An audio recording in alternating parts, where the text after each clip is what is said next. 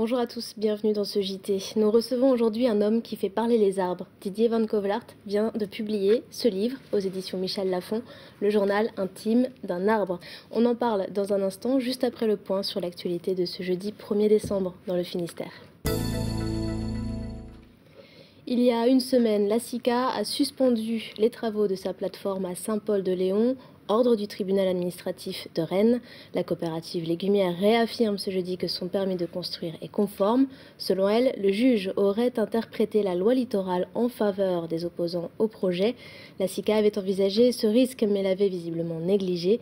Aujourd'hui, le président de la SICA appelle les opposants à retirer leur plainte au nom de l'intérêt économique. On écoute Pierre Billan-Poudec au micro de Frédéric Lorenzo. Pour nous, le risque était mesuré. C'est vrai que la loi littorale est très difficile à interpréter parce qu'en réalité, au niveau de notre permis, il n'y a pas de faille en tant que telle. On n'a commis aucune faute, n'ont été réalisées dans l'instruction du permis. Nous l'avons obtenu conformément à ce qui nous était demandé. Ensuite, c'est sur une interprétation. D'ailleurs, c'est plutôt pour le moment une suspension provisoire, mais qui pour nous est gravissime dans la mesure où la vie continue tous les jours et retarder de telle façon des délais, ça nous est très inconfortable. Tous ceux qui sont concernés par le chantier ou même les chantiers à venir, puisque après Saint-Paul, c'est Cléder, Plouescat, ensuite c'est l'aménagement de la zone de Quérivin, c'est l'aménagement du secteur de Plouénan. Il y a tout un ensemble où finalement il y a au moins 200 à 300 personnes qui auraient du travail pendant 4-5 ans. Et c'est effectivement un appel à prendre ses responsabilités que nous faisons en demandant à la partie adverse, entre guillemets, de retirer leur plainte. Justice, à présent, l'Agacé, entreprise de télécommunications basée à Douarnenez, est placée en redressement judiciaire pour 2 mois. C'est ce qu'a décidé le tribunal de commerce ce jeudi, de Quimper évidemment. 2 administrateurs judiciaires, un Nantais et un Brestois, ont été désignés pour gérer l'administration de l'entreprise. Les 250 salariés sont toujours dans l'attente d'un repreneur. Prochain rendez-vous devant la justice le 20 janvier. J-2 avant le coup d'envoi officiel du Téléthon. Pour certains, cette grande opération de solidarité pour la recherche génétique a déjà commencé. C'est le cas pour Thierry Seité, sapeur-pompier à Ploudalmézeau. Il s'était lancé ce jeudi pour le Tour du Finistère, les skis au pied. Explication Frédéric Lorenzo. Départ matinal ce jeudi pour Thierry Seité. Sur ses skis, ce sapeur-pompier de Ploudalmézeau a décidé de faire le Tour du Finistère. Donc après une halte au centre de secours de la Nice, dans la direction Les Avins. Deuxième étape sur les 19 qui en tout. Voilà. En tout, 360 km de route en 3 jours, de Morlaix à Quimper, en passant par Carhaix et Quimperlé. Thierry veut faire la promotion du 36-37, le numéro du Téléthon, pour financer la recherche génétique. Les Avins, deuxième étape sur les 19. Ça va? Bon, ça va?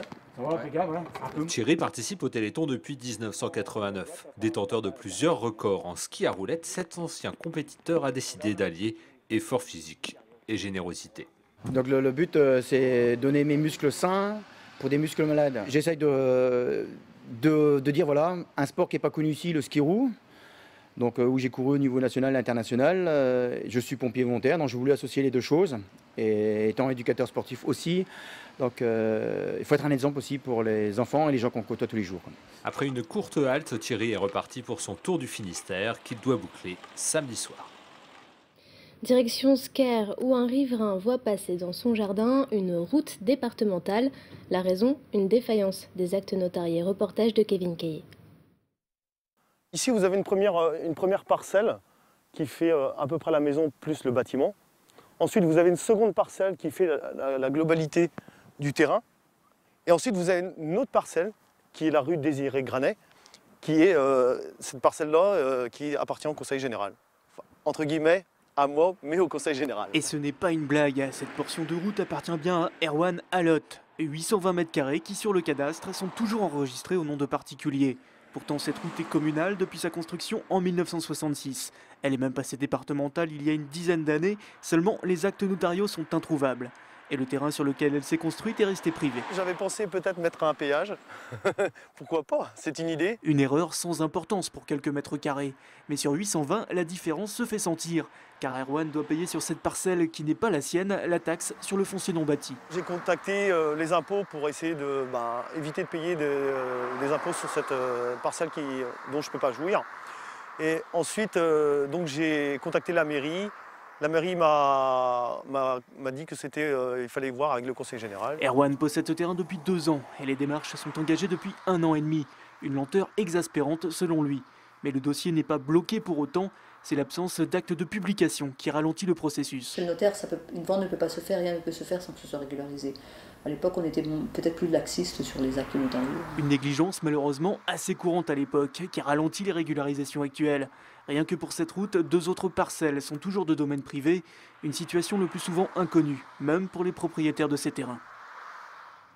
Place à notre invité Didier Van Kovelaert. Bonjour. Bonjour.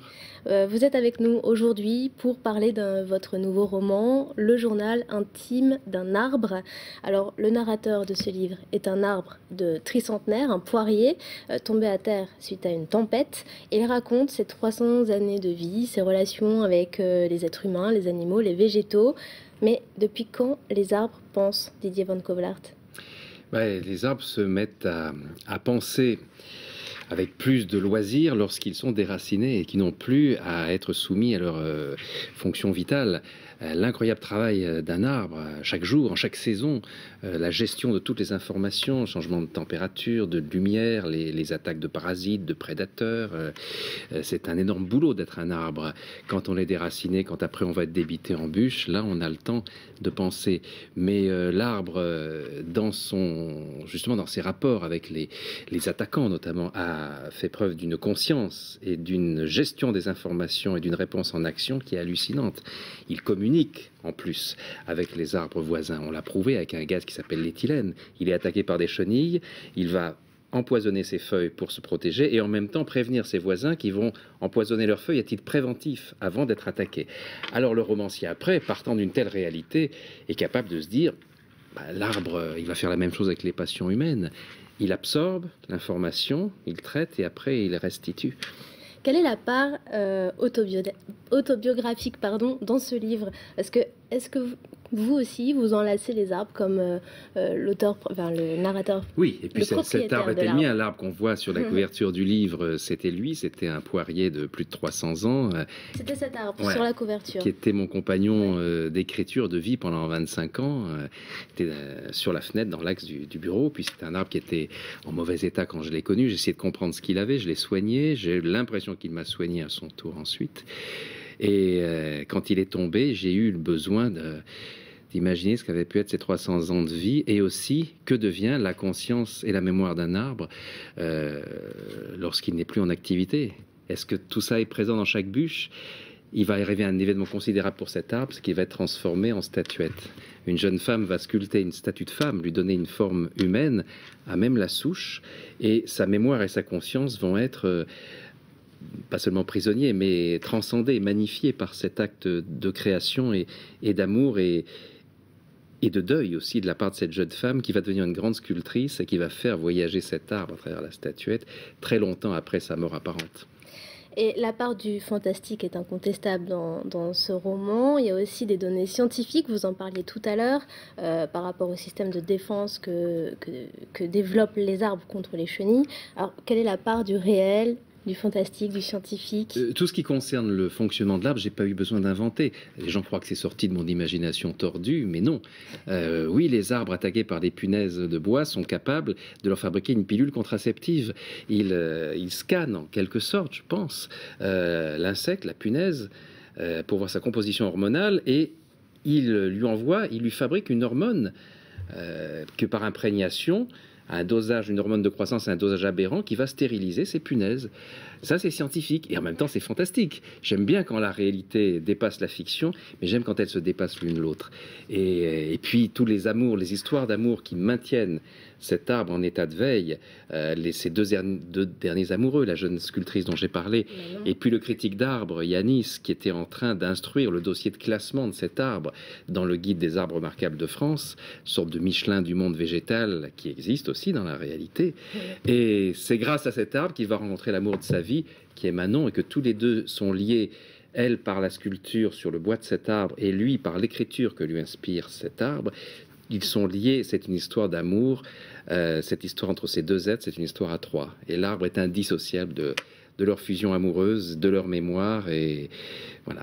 Alors finalement, Tristan, ce poirier de 300 ans n'est pas mort. Vous le faites vivre, et j'en tiens la preuve.